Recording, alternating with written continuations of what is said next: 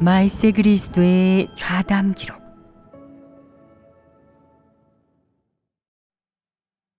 본분을 제대로 이행하기 위해서는 진리를 깨닫는 것이 가장 중요하다. 지금 너희는 자신이 하나님 집 사람인지 아닌지 분명히 알 수 있느냐? 진정으로 하나님 집에 들어왔느냐?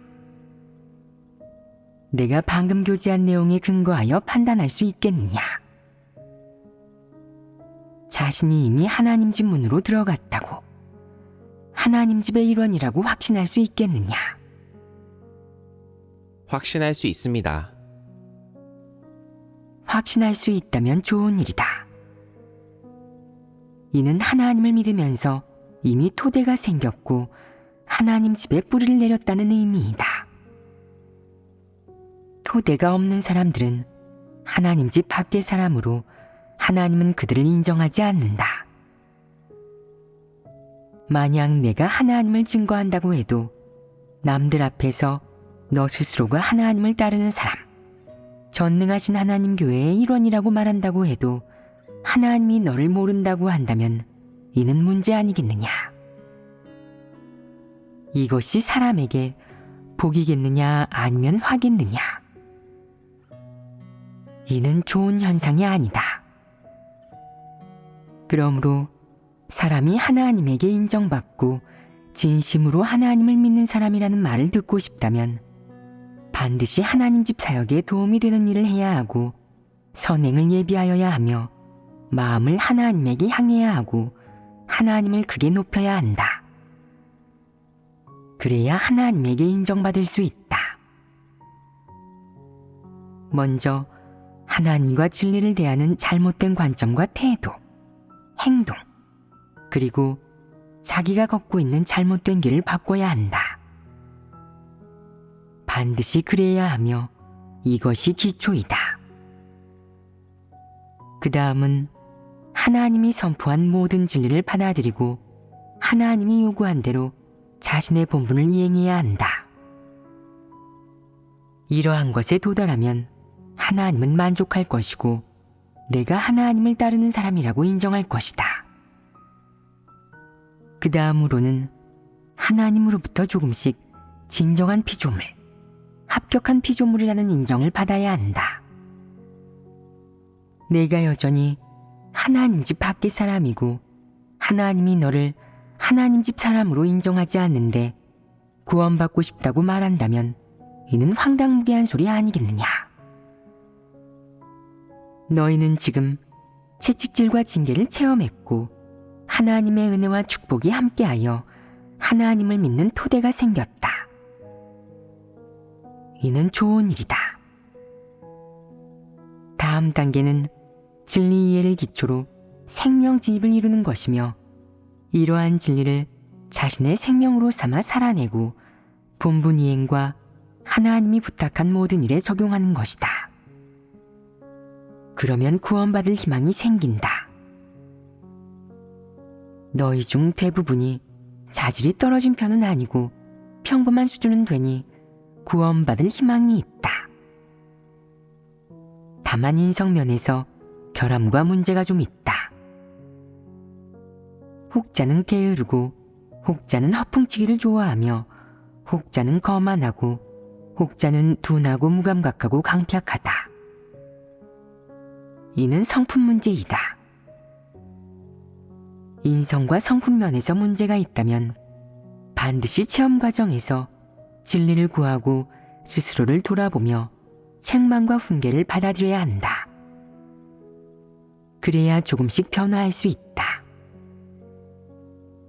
받아들이고 깨달은 진리를 기초로 체험하고 깊이를 더하면 생명이 조금씩 성장할 것이다. 생명이 있어야 희망이 있고 생명이 없으면 희망도 없다.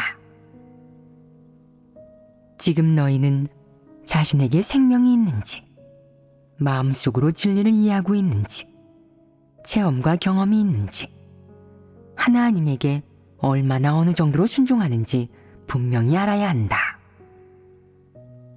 이것을 알지 못하고 모호하다면 생명 성장을 이루기가 무척 힘들다.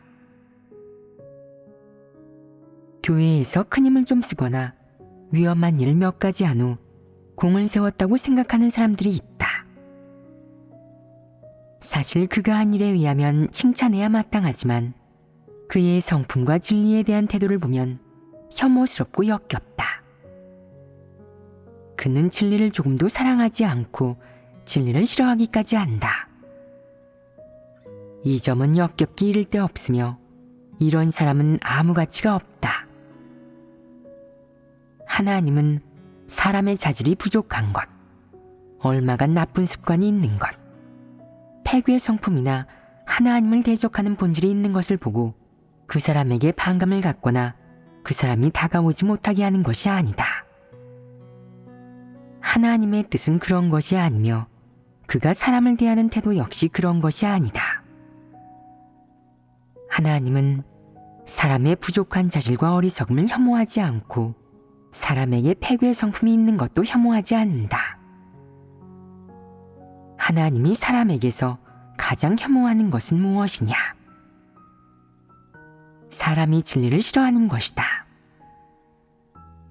내가 진리를 싫어한다면 이 한 가지만으로도 하나님은 영원히 너를 기뻐하지 않을 것이다. 이는 정해진 일이다. 내가 진리를 싫어하고 사랑하지 않는다면 진리를 대할 때 너는 경시하며 냉담하고 교만한 태도를 보일 것이고 심지어는 반감을 갖거나 저항하거나 거부할 것이다. 내게 이런 모습이 있으면 하나님은 너를 몹시 싫어할 것이며 너는 구제불능일 것이다. 만약 내가 마음속으로 정말 진리를 사랑하지만 자질이 좀 부족하고 견식이 부족하며 어리석다면 늘 잘못을 저지르지만 고의로 악을 행하지는 않고 그저 어리석은 일을 저질렀다면 마음으로는 하나님의 진리 교제를 듣고자 하며 진리를 갈망한다면 진리와 하나님 말씀을 간절한 마음과 갈망하는 태도로 대하며 하나님 말씀을 아끼고 소중히 여긴다면 그것으로 충분하다. 하나님은 이런 사람을 좋아한다. 가끔 어리석은 일을 저질러도 하나님은 너를 좋아한다. 하나님은 진리를 갈망하는 내 마음을 좋아하며 진리에 대한 내 간절한 태도를 좋아한다. 그래서 하나님은 너를 긍휼히 여겨 언제나 은혜를 베푼다. 하나님은 내 부족한 자질과 어리석음을 보지 않으며 내 과오 역시 보지 않는다. 내가 간절한 마음, 갈망하는 태도로 진리를 대하기 때문이다. 너에게는 진심이 있다. 그 진심과 그런 태도 때문에 하나님은 늘 너를 긍휼히 여길 것이며 성령은 내게 역사할 것이다. 그러면 내게는 구원받을 희망이 생기는 것이다. 반면 내 마음이 강팍하고 방종하며 진리를 싫어한다면 하나님의 말씀이나 진리와 관련된 모든 일을 마음에 담는 법이 없으며 마음 깊이 반발하고 멸시한다면 하나님은 너를 어떤 태도로 대하겠느냐? 혐오와 반감, 끝없는 노로 대할 것이다. 하나님의 공의 성품에서 가장 눈에 띄는 두 가지 특징은 무엇이냐? 널리 긍휼을 베푸는 것과 크게 노하는 것이다. 널리 긍휼을 베푼다 해서 널리란 하나님의 긍휼 안에 관용과 인내, 포용, 지극한 사랑이 들어있다는 뜻이다. 이것이 바로 널리의 의미이다. 사람이 우매하고 자질이 부족하기 때문에 하나님은 반드시 이렇게 해야 한다. 내가 진리를 사랑하지만 어리석고 자질이 부족하다면 하나님은 너를 널리 긍휼을 베푸는 태도로 대할 것이다.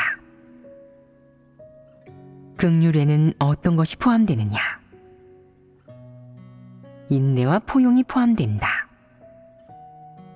내 어리석음을 인내하고 포용하며 내게 충분한 믿음과 포용을 베풀어 줌으로써 너를 붙들어주고 공급해주며 도와주어 내가 조금씩 진리를 깨닫고 성장하게 한다. 이는 무엇을 기초로 이루어지겠느냐? 진리를 사랑하고 갈망하며 진실한 마음으로 하나님과 하나님의 말씀, 진리를 대하는 태도를 기초로 이루어진다.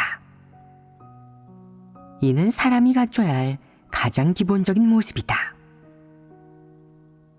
하지만 어떤 사람이 마음속으로 진리를 싫어하고 진리에 반감을 갖고 있다면, 심지어 진리를 증오하며 한 번도 진리를 중요하게 여긴 적이 없다면, 언제나 자신의 공을 말하고 자기가 어떻게 사역했는지, 얼마나 경험이 많은지, 어떤 것들을 체험했는지, 하나님이 자신을 얼마나 중시하고 또 어떤 큰일을 맡겼는지 등을 이야기한다면, 자신의 미천과 공로, 능력을 말하면서 스스로를 뽐내지만 진리를 교제하거나 하나님을 증거하는 법이 없고, 하나님의 사역을 체험한 후의 인식과 하나님에 대한 인식을 교제하는 법도 없다면 이는 진리를 싫어하는 것 아니겠느냐?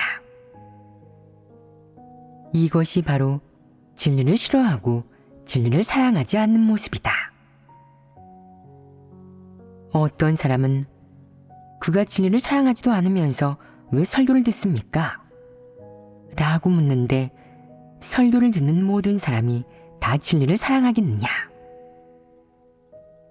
어떤 사람들은 형식만 취하면서 어쩔 수 없이 다른 사람에게 보여주기 위해 그렇게 하는 것이다. 교회 생활에 참여하지 않을 경우 하나님 집에서 그를 하나님을 믿는 사람으로 인정하지 않을까봐 두려워하는 것이다. 진리를 대하는 이런 태도에 관해 하나님은 어떻게 그 성질을 정하겠느냐?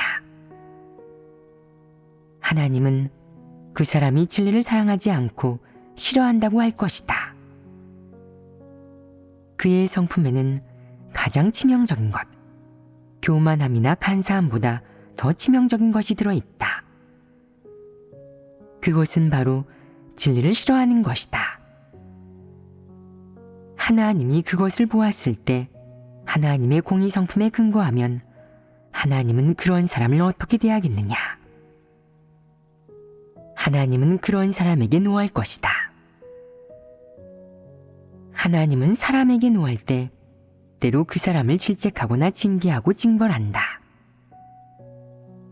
만약 사람이 고의로 하나님을 대적한 것이 아니라면 하나님은 인내하고 기다리고 살펴볼 것이며, 환경이나 다른 어떤 객관적인 원인 때문에 잠시 그러한 불신파를 이용하여 봉사하게 할 수도 있다. 그러나 적당한 환경이 갖춰지고 때가 무르익으면 그런 사람은 하나님 집에서 쫓겨날 것이다. 그들은 봉사할 자격조차 없기 때문이다. 이것이 바로 하나님의 노이다. 하나님은 왜 그게 노하겠느냐? 이는 하나님이 진리를 싫어하는 사람을 몹시 증오한다는 것을 보여준다. 하나님이 그게 노한다는 것은 진리를 싫어하는 이런 부류 사람의 결말과 종착지가 정해졌다는 의미이다. 하나님은 이런 사람을 어디로 보내겠느냐?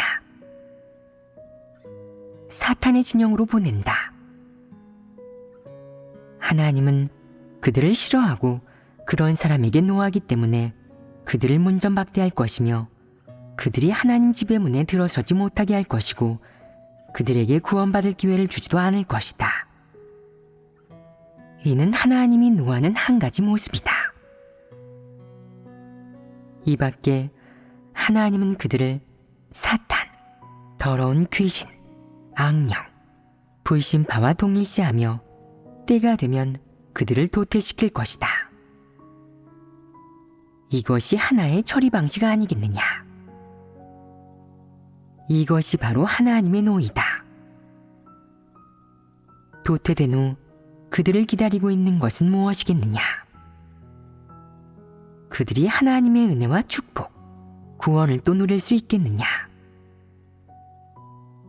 은혜 시대의 사람은 늘 이런 말을 했다. 하나님은 모든 사람이 구원받기를 바라시지 아무도 침륜되는 것을 바라시지 않습니다. 이 말이 폐괴된 인류를 구원하려는 하나님의 마음이자 태도를 의미한다는 것은 많은 사람이 이해할 것이다. 하지만 하나님은 인류를 어떻게 구원하겠느냐? 전부를 구원하겠느냐? 아니면 일부만 구원하겠느냐? 하나님은 어떤 일부의 사람을 구원하고 어떤 사람들을 포기하겠느냐? 이 일은 많은 사람이 꿰뚫어 보지 못하고 남들에게 그저 도리만 떠든다. 하나님은 모든 사람이 구원받기를 바라시지 아무도 침륜되는 것을 바라시지 않습니다.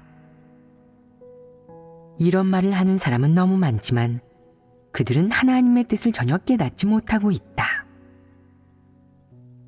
사실 하나님의 뜻은 진리를 사랑하고 하나님 구원의 은혜를 받아들이는 사람만을 구원하는 것이다. 진리를 싫어하고 하나님 구원의 은혜를 받아들이지 않는 사람은 모두 하나님을 부인하고 대적하는 사람이니 하나님은 그를 구원하지 않을 뿐 아니라 결국 멸할 것이다. 하나님을 믿는 사람은 모두 하나님의 사랑이 무한하고 더없이 광대하며 위대하다는 것을 알지만 하나님은 진리를 싫어하는 사람들에게 그 은혜와 사랑을 베풀기를 원치 않는다. 하나님은 그의 사랑과 구원의 은혜를 그들에게 거저주지 않을 것이다. 이것이 바로 하나님의 태도이다. 진리를 싫어하고 하나님 구원의 은혜를 받아들이지 않는 사람들은 밥동량하는 거지처럼 누구에게 구걸하든 속으로는 주인을 공경하지 않을 뿐 아니라 헐뜯고 증오한다. 심지어 주인의 것을 빼앗아 자기의 소유로 만들지 못해 한스러워한다. 이런 거지에게 주인이 먹을 것을 베풀고 싶겠느냐? 분명 그러고 싶지 않을 것이다. 그가 진짜 불쌍한 게 아니라 너무나 가증스럽기 때문이다. 이런 사람에게 주인은 어떤 태도를 보이겠느냐? 주인이 음식을 개에게 줄지언정 그 거지에게 주려 하지는 않을 것이다. 이것이 주인의 진짜 마음이다. 너희는 진리를 싫어하는 사람은 어떤 사람이라고 생각하느냐? 하나님을 대적하고 하나님에게 맞서는 사람이 아니냐? 설령 그가 대놓고 하나님을 대적하지 않는다고 해도 그의 본성 본질은 하나님을 부인하고 대적하는 것이다. 이는 하나님에게 저는 당신의 말씀을 잘 듣지도 않고 받아들이지도 않습니다. 당신의 말씀을 진리로 인정할 수 없기 때문에 당신을 믿을 수 없어요. 저는 제게 득이 되고 유익한 사람을 믿거든요. 라고 대놓고 말하는 것과 다름없다.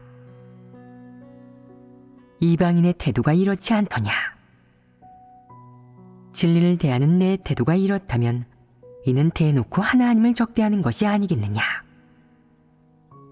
내가 대놓고 하나님을 적대한다면 하나님이 너를 구원하겠느냐?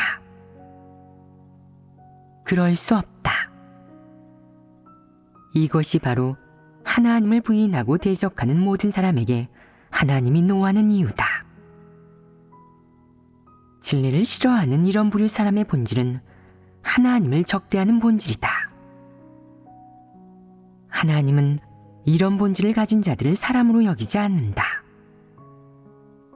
하나님이 보기에 그들은 원수이자 마귀이니 하나님은 절대 그들을 구원하지 않으며 결국 재앙을 내려 멸할 것이다. 너희가 말해보아라. 밥동량하는 거지가 주인의 밥을 먹으면서 주인을 욕하고 조롱하며 헐뜯는 것도 모자라 공격한다면 주인이 그를 미워하지 않겠느냐? 분명 미워할 것이다. 그를 미워하는 이유가 무엇이겠느냐? 그가 자기한테 먹을 것을 준 주인에게 감사하지는 못할 망정 오히려 주인을 헐뜯고 조롱하며 공격하니 이런 사람에겐 양심과 이성 그리고 인성이 전혀 없기 때문입니다. 그럼 주인이 그 거지를 어떤 태도로 대해야 하겠느냐? 그에게 주었던 것을 다시 빼앗은 후 그를 내쫓을 것이다. 그런 것은 개나 짐승에게 줄지라도 그에게 주지 않는다. 이 결과는 거지의 자업자득이다. 하나님이 한 사람 혹은 한 부류의 사람에게 크게 노하는 데는 이유가 있다. 그 이유는 하나님의 기호에 따라 결정되는 것이 아니라 진리를 대하는 사람의 태도에 따라 결정된다. 한 사람이 진리를 싫어한다면 그것이 그 사람의 구원의 결점이 된다는 것은 의심의 여지가 없다. 이는 용서를 하고 안 하고의 문제가 아니다. 그것은 행위의 일종이 아니며 일시적으로 드러난 것이 아닌 사람의 본성 본질이다. 하나님은 이런 사람을 가장 싫어한다. 만약 내게 가끔 진리를 싫어하는 폐괴 표출이 있다면 너는 하나님의 말씀에 따라 내 폐괴 표출이 진리에 대한 반감에서 비롯된 것인지 아니면 진리에 대한 몰이에서 비롯된 것인지 성찰해야 한다. 이는 내가 구해야 할 뿐만 아니라 하나님의 깨우침과 도움이 필요하다. 내가 만약 진리를 싫어하는 본성 본질을 가지고 있어서 진리를 전혀 받아들이지 않고 심한 반감만 품은 채 진리를 적대시한다면 문제가 심각해진다. 너는 악인이 분명하니 하나님이 구원하지 않을 것이다. 이방인과 하나님을 믿는 사람은 어떤 차이가 있겠느냐? 그저 신앙이 다른 것뿐이겠느냐? 그렇지 않다. 이방인은 하나님을 인정하지 않는 사람으로 특히 하나님이 선포한 진리를 받아들이지 못한다. 이방인들은 모두 진리를 싫어하고 증오한다는 것을 말해준다. 사람은 하나님이 지은 존재라는 사실을 예로 들어보자. 이는 사실이 아니냐? 이는 진리가 아니냐? 그럼 하나님을 믿는 사람이 이 말을 들으면 어떤 태도를 보이겠느냐? 절대적으로 믿고 인정하며 그 사실과 그 진리를 받아들여 하나님을 믿는 토대로 삼는다. 이것이 바로 진리를 받아들이는 것이다. 즉, 마음 깊은 곳에서부터 사람은 하나님이 지은 존재라는 사실을 받아들이고 피조물이 되어 하나님의 인도와 주제를 받아들이기를 기꺼이 원하며 하나님은 우리의 하나님임을 인정하는 것이다. 반면 하나님을 믿지 않는 자들이 사람은 하나님이 지은 존재다 라는 말을 들으면 어떤 태도를 보이겠느냐? 받아들이지도 인정하지도 않을 것입니다. 인정하지 않는 것 외에 또 어떤 반응을 보이겠느냐? 그는 너를 비웃고 모든 면에서 일로 약점을 잡으며 비방하고 빈정대고 멸시할 것이다. 그는 그 말을 경멸하고 그 사실을 경멸하며 심지어는 그 말을 인정하는 모든 사람에게 빈정대고 헐뜯고 멸시하고 적대하는 태도를 보인다. 이것이 진리를 싫어하는 것 아니겠느냐? 이런 사람을 보면 증오스럽지 않느냐? 마음속으로 어떤 생각이 들겠느냐? 사람은 하나님이 지으신 존재야. 이건 부정할 수 없는 사실이라고. 이 사실을 받아들이지 않고 자신의 불의를 부정하니 정말 배은망덕하고 심각하게 양심이 없는 데다가 대형무도한 존재야. 그야말로 사탄의 불의라고 라고 생각할 것이다. 이런 생각이 들지 않겠느냐? 어째서 이렇게 생각하겠느냐? 그가 그 말을 좋아하지 않기 때문에 이렇게 생각한 것이겠느냐? 그럼 왜 이런 반감이 들겠느냐? 진리를 대하는 그의 태도 때문입니다.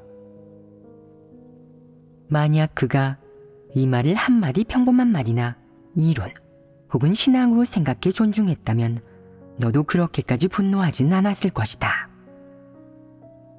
하지만 그의 반감과 반발, 경멸, 그리고 이 진리를 폄하하는 주장과 태도, 성품을 보자 분노가 솟구친 것이다. 이런 것 아니겠느냐. 하나님을 믿지 않지만 타인의 신앙을 존중하며 다른 사람이 하나님을 믿는 일에 관해 말하면 비방하지 않는 사람들이 있다. 그런 사람에게는 너도 반감이나 혐오가 들지 않으며 친구로 지내면서 적이 되지 않고 사이좋게 지낼 수 있다. 사실 함께 지내도 무방한 이방인들이 있다. 그런 이방인은 참도를 받아들여 하나님 집 사람이 되지는 못할지라도 함께 지내고 교류하는 것이 가능하다. 최소한 그는 양심과 이성이 있고 너를 음해하지 않으며 뒤에서 너를 해치지 않으니 교류할 수 있다. 진리를 폄하하는 사람, 즉 진리를 싫어하는 사람에 대해 너는 마음속으로 분노가 솟구칠 것이다.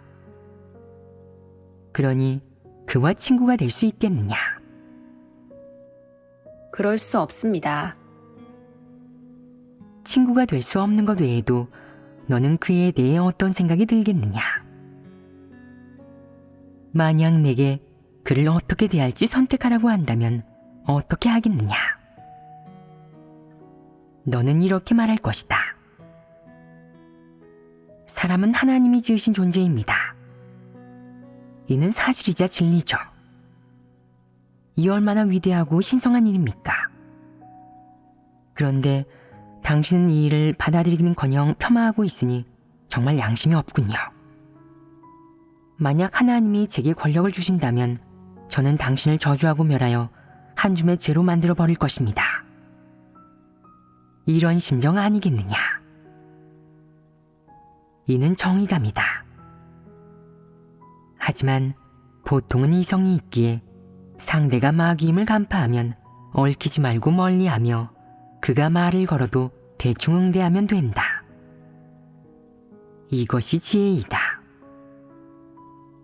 하지만 너는 이런 사람과는 가는 길이 다르다는 사실을 마음속 깊이 알고 있다. 그는 절대 하나님을 믿지 않고 진리를 받아들이지 않을 것이다. 설령 그가 하나님을 믿는다고 해도 하나님은 그를 원하지 않는다. 하나님을 부정하고 대적한 그들은 짐승이자 마귀로 우리와 같은 길을 걷는 것이 아니다. 진심으로 하나님을 믿는 사람은 누구나 마귀와 접하기를 원치 않는다. 보지 않는다면 모를까 보는 순간 반감이 생기니 영원히 보지 않아야 마음이 평안하다.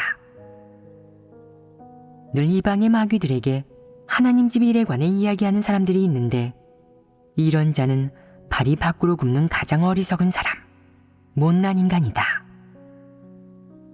이렇게 황당한 짓을 하는 사람을 하나님이 구원하겠느냐? 절대 그럴 리 없다. 항상 마귀와 교류하는 사람은 전부 불신파로 절대 하나님 집 사람이 아니니 언젠가는 사탄에게 돌아갈 것이다. 누가 형제자매이고 누가 이방인인지 분별하지 못하는 사람들이 있는데 이는 가장 어리석은 자이다. 불신파나 마귀에게 하나님 집 일을 이야기하는 것은 돼지에게 진주를 던지는 것이고 개발에 편자를 갖다 붙이는 격이다. 그들은 개돼지와 같은 존재로 짐승에 속한다. 내가 그들에게 하나님 집 일을 말해봤자 멍청해 보일 뿐이다. 또 그들은 내 말을 듣고 함부로 하나님 집과 진리를 폄하할 테니 내 그런 행동은 하나님에게 죄송하고 빚진 것이다. 하나님 집의 일을 절대 그런 불신파나 마귀에게 말하지 마라. 진리를 사랑하지 않고 싫어하며 폄하하는 사람은 누구나 싫어하고 거부감을 갖고 가까이 하려 하지 않는데 하물며 하나님은 어떻겠느냐? 하나님의 성품과 본질, 하나님의 소유와 어떠함, 하나님의 생명, 그리고 하나님이 드러내는 하나님의 본질은 전부 진리이다. 진리를 싫어하는 사람은 두말할 것도 없이 하나님을 적대하는 사람이며 하나님의 원수이다. 이것이 어디 하나님과 합하지 않는 문제에 그치겠느냐. 이런 사람에 대한 하나님의 노는 더없이 크다. 너희는 지금 다들 어느 정도 토대가 있고 하나님 집 사람이라고 할 수 있다. 그러니 열심히 진리를 추구하고 본분이행 과정에서 끊임없이 자신의 말 한마디, 행동 하나, 각종 내적 상태를 돌아보며 어느 정도 성품 변화의 수확을 얻도록 노력해야 한다. 이것이 바로 가치 있는 일이고 진정으로 하나님 앞에 나아오는 것이다. 최소한 하나님이 연락하는 그런 사람이 되어야 한다. 내가 욥의 수준에 이르지 못한다면 하나님이 친히 사탄과 내기를 하면서 주는 시련을 받을 자격도 없을 것이다. 하지만 최소한 내 모든 행동이 하나님의 얼굴빛 가운데서 이루어진다면 하나님은 너를 지키고 보호해 줄 것이며 하나님을 따르는 자, 하나님 집의 일원으로 인정해 줄 것이다. 어째서 그렇겠느냐? 너는 하나님을 인정하고 믿음으로 하나님의 도를 어떻게 준행해야 하는지 끊임없이 구했기 때문이다. 하나님은 내 행위와 진심에 만족했기에 너를 하나님 집으로 이끌어 훈련시키고 책망과 훈계, 하나님의 구원을 받아들이게 했다. 이 얼마나 큰 복이냐. 처음에 너는 하나님과 진리에 대해 전혀 아는 게 없던 하나님 집 밖의 사람이었지만 하나님의 첫 번째 검증을 받아들이고 이겨냈다.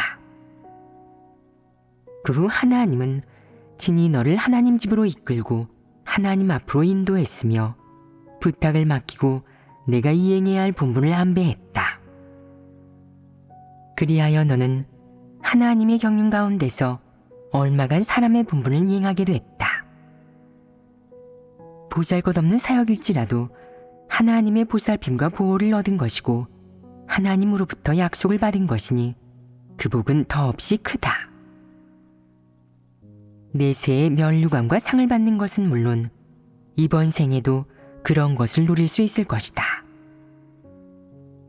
내가 들은 이런 진리와 내가 누린 하나님의 은혜, 긍휼, 보살핌과 보호, 그리고 너에 대한 하나님의 각종 징계와 채찍질, 하나님이 사람에게 준 이 모든 진리의 공급 등 얻은 것이 얼마나 많으냐. 마지막에 이러한 진리를 깨닫게 되는 것 외에도 하나님은 너를 사탄의 진영에서 완전히 구원해 하나님을 인식하고 진리를 생명으로 삼는 사람, 하나님 집에서 쓸모있는 사람으로 만들 것이다. 이 복이 크지 않으냐? 이것이 바로 하나님의 약속이다. 하나님은 너를 하나님 집으로 이끌어 데려온 후 이렇게 말씀했다. 너는 복이 있구나. 교회에 들어왔으니 구원받을 희망이 생긴 것이다. 너는 아직 어찌 된 일인지 감을 잡지 못했을 수도 있지만 사실 하나님의 약속은 이미 너에게 주었다. 이와 동시에 하나님은 또 그 약속을 이루기 위해 진리를 공급하고 책망 훈계하고 너에게 본분을 주고 부탁을 맡기는 이 모든 행사로 내 생명을 조금씩 성장시키고 있으며 내가 하나님께 순종하고 경배하는 사람이 되게 하고 있다. 지금 사람은 이 약속을 얻지 않았느냐? 약속이 이루어지고 실현되는 날까지는 아직 거리가 있다. 사실 너희 중 일부는 이미 얻었다. 몇몇은 의지만 있을 뿐 아직 얻지 못했는데 이는 너희에게 이 약속을 붙들고 실현할 의지가 있는지에 달려있다. 하나님이 하는 모든 것은 조금의 오차도 없이 한 걸음 한 걸음 시간 맞춰 조금씩 사람에게 베풀어준다. 그러니 너는 자신이 어리석거나 자질이 부족하다고, 혹은 나이가 어리거나 하나님을 믿은 기간이 짧다고 걱정할 필요는 없다. 그런 객관적인 원인 때문에 내 생명 진입에 지장을 주어서는 안 된다. 하나님이 무슨 말씀을 하든 한편으로는 사람이 자신의 실제 분량과 자질을 정확하게 인식하고 판단하며 자기 주제를 알게 한다.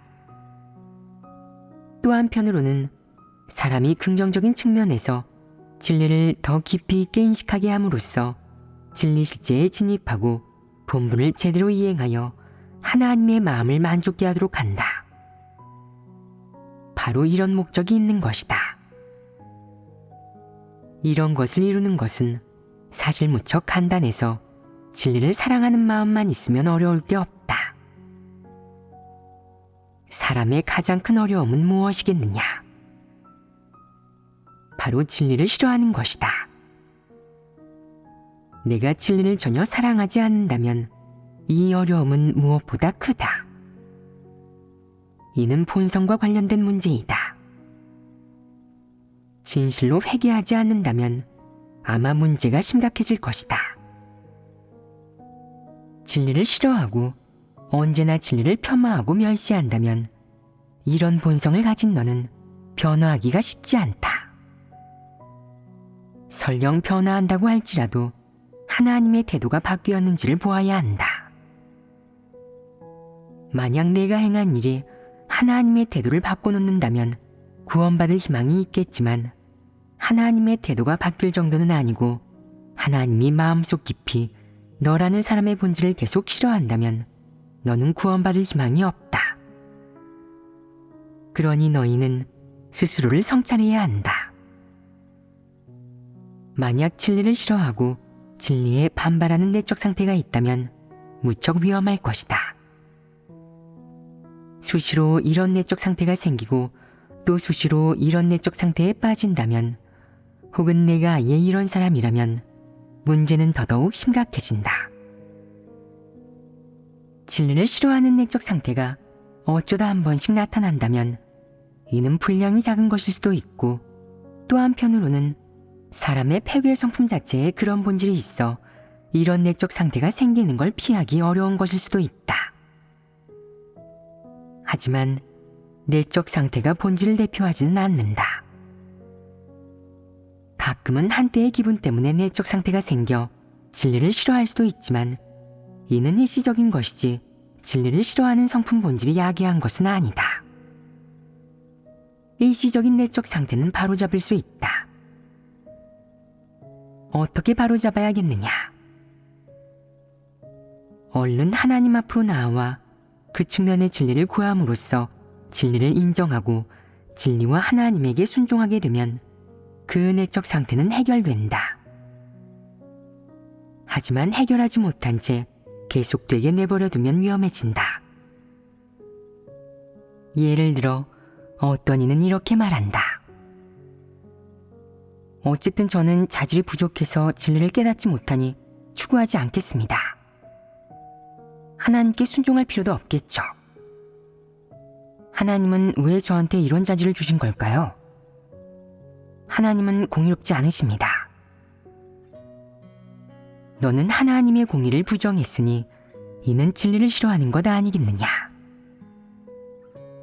이것이 바로 진리를 싫어하는 태도이자 모습이다.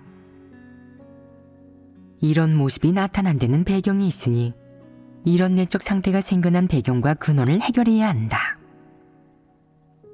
근원을 해결하면 너의 그 내적 상태도 사라진다. 어떤 내적 상태는 병증과 같다. 예를 들어 기침이라고 하면 감기나 폐렴 때문에 나타났을 테니 감기나 폐렴을 치료하면 기침도 나아진다. 병의 근원을 해결하면 병증도 사라지는 것이다. 하지만 진리를 싫어하는 내적 상태 중 일부는 병증이 아니라 암과 같다. 병의 근원이 안쪽에 있어서 겉으로 보기에는 어떤 병세도 발견되지 않지만 일단 발병하는 순간 치명적이며 문제가 심각해진다. 이런 사람은 늘 진리를 받아들이지도 인정하지도 않으며 심지어는 이방인처럼 언제나 진리를 폄하한다.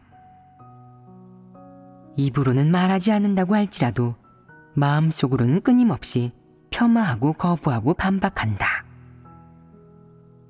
그게 어떤 진리일지라도 예컨대 스스로를 인식하는 것, 자신의 패괴의 성품을 인정하는 것, 진리를 받아들이는 것, 하나님께 순종하는 것, 일할 때 대충 건성으로 하지 않는 것, 정직한 사람이 되는 것 등 어떤 측면의 진리일지라도 그는 받아들이거나 인정하거나 신경 쓰지 않으며 심지어는 반박하고 폄하한다. 이것이 바로 진리를 싫어하는 성품으로 하나의 본질이다. 이런 본질이 사람에게 어떤 결말을 초래하겠느냐? 하나님에게 혐오받고 내쳐지며 도태된 후 파멸하는 더없이 심각한 결과를 초래한다. 오늘 교제한 이런 내용이 너희에게 뭔가 도움이 되었느냐? 네. 자질이 좋은 것이란 어떤 것인지, 자질이 부족한 것이란 어떤 것인지 알게 되었고, 제 자질에 대해서도 진실로 인식하게 되었습니다. 이제 일이 닥치면 스스로를 정확하게 판단하여 교만하고 독선적으로 굴지 않고 착실히 본분을 이행할 수 있을 것입니다.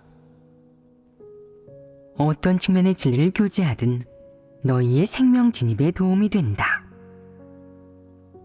만약 너희가 이러한 말을 너희의 일상생활과 결부시킨다면 내가 한 말이 수포로 돌아가지 않을 것이다. 진리를 조금 깨달을 때마다 일처리는 조금씩 더 정확해지고 길이 넓어진다. 만약 깨달은 진리가 적고 자신의 실제 분량이나 자질에 대해서도 정확히 인식하지 못한다면 일처리가 늘 부정확할 것이며 언제나 스스로를 과대평가하고 자신에게 높은 점수를 줄 것이다. 또 관념과 상상의 기대에 일을 처리하면서도 깨닫지 못한 채 진리에 근거하고 있다고 여기며 관념과 상상을 진리 원칙으로 생각할 것이다. 이렇게 일을 처리하면 오류가 심각해진다. 이런 관념과 상상, 지식, 학문이 마음속에서 주도적인 위치를 차지하면 사람은 진리를 구하지 않게 된다. 진리가 내 마음속에서 2순위, 3순위, 심지어 최우순위라면 너한테서 권세를 잡고 있는 것은 무엇이겠느냐? 사탄의 성품과 사람의 관념, 철학, 지식, 학문이다. 이러한 것들이 내게서 주도권을 잡고 있으니 하나님이 내게 행하는 사역에 성과가 나지 않는 것이다. 하나님 말씀과 진리가 내게서 생명이 되지 못했으면 너는 구원받기까지 무척 멀리 떨어져 있으며 아직 구원받는 길에 오르지 못한 것이다. 그러니 하나님의 마음이 조급하지 않겠느냐? 하나님이 얼마나 많은 긍휼을 베풀어야 너를 구원받는 길에 오르게 할 수 있겠느냐? 만약 너희가 전통문화 지식, 사탄의 철학 속에서 빠져나와 하나님 말씀과 진리로 모든 것을 판단하고 진리 원칙으로 관리 감독하며 자신의 본분을 제대로 이행하는 법을 배운다면 진정으로 진리 실제가 있는 사람이 된 것이고 독립적인 생활 능력을 갖춘 사람이 된 것이다. 지금 너희는 아직 부족하고 갈 길이 멀다. 그저 약간의 생명만 있을 뿐 하나님의 긍휼과 사랑, 관용의 길에 살아가야 하니 분량이 너무 작다.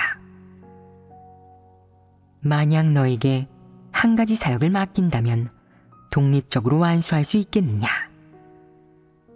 그 사역을 잘 해낼 수 있겠느냐? 이를 엉망으로 만든다면 이는 하나님을 대적하고 욕되게 하는 것이다.